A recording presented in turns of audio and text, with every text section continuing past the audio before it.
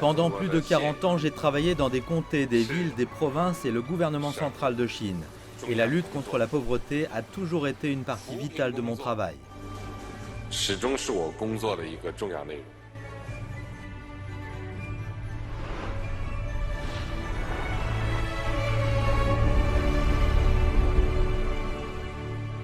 En 2020, nous sommes entrés dans le dernier sprint de la lutte contre la pauvreté. Les organisations de tous les niveaux du parti doivent lutter corps et âme pour atteindre les objectifs avec une bonne planification et un excellent travail. Nous devons surmonter les effets néfastes de la pandémie de Covid-19 avec des efforts plus soutenus. Nous devons être plus déterminés et plus concentrés dans l'élan final de réduction de la pauvreté.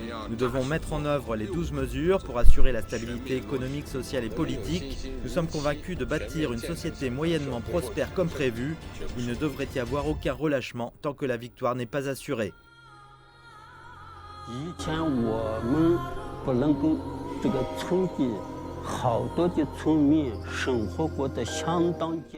Dans le passé, dans notre village de Boulango, de nombreuses personnes vivaient dans la misère. Voici l'eau que nous buvions. Nous l'appelons eau de cave. Après la pluie, cette cave se remplissait d'eau. Si la cave s'asséchait et qu'il n'y avait pas assez d'eau, nous transportions l'eau de la grande rivière à l'aide d'ânes.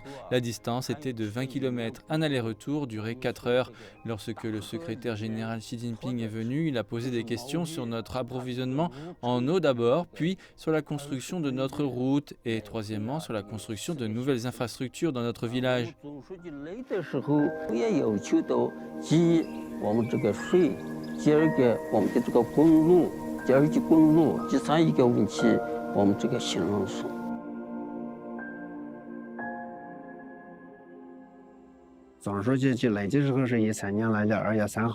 Le secrétaire général est venu le 3 février 2013. Il s'est rendu chez moi à pied pour une visite. Je l'ai salué à la porte. « Bonjour, secrétaire général, comment allez-vous ?»« Super, comment allez-vous » Il est entré et a regardé autour de lui, y compris la cuisine, puis il m'a demandé « Combien de personnes y a-t-il dans votre famille? Élevez-vous des moutons? Bénéficiez-vous des politiques du parti ?»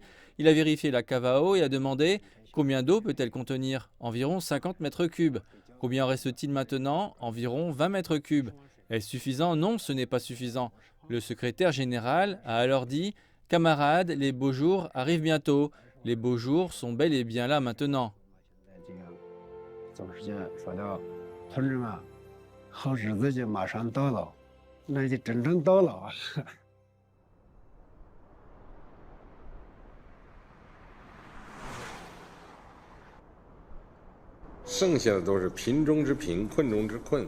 Ceux qui restent, ce sont les plus pauvres, les plus vulnérables, tous les cas plus difficiles. Nous devons être pleinement déterminés et équipés pour faire face aux difficultés, travailler dur et ayer une stratégie ciblée.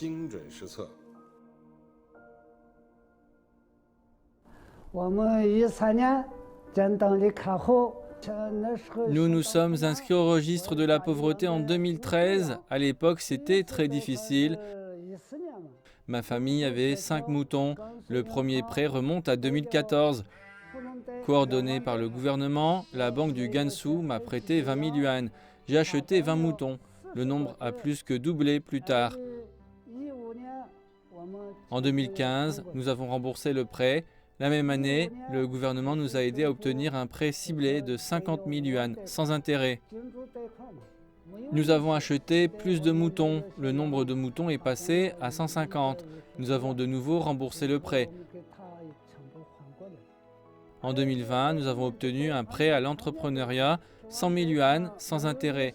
Avec les subventions du gouvernement, j'ai construit un enclos à vaches et une bergerie. Nous avons acheté 6 vaches. Alors que les choses continuaient de croître, nous avons créé, en août, une société d'élevage. Maintenant, j'ai 8 vaches et plus de 70 moutons. Notre revenu annuel est d'environ 37 000 yuan. En octobre 2020, nous étions officiellement au-dessus du seuil de pauvreté.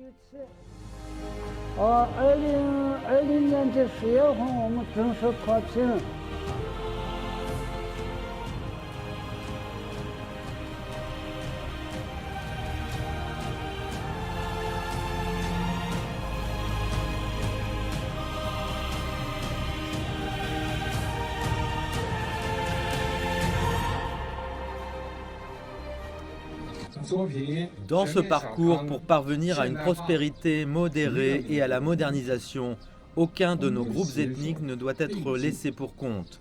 Progressons main dans la main, cela reflète à la fois notre civilisation de 5000 ans et la supériorité du socialisme aux caractéristiques chinoises.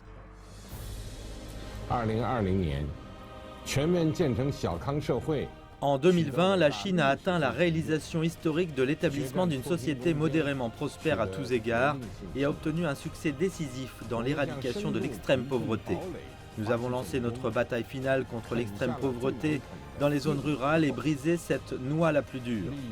Les normes et mesures actuelles montrent qu'en 8 ans, la Chine a éradiqué l'extrême pauvreté de près de 100 millions de ruraux et que 832 comtés pauvres se sont débarrassés de la pauvreté.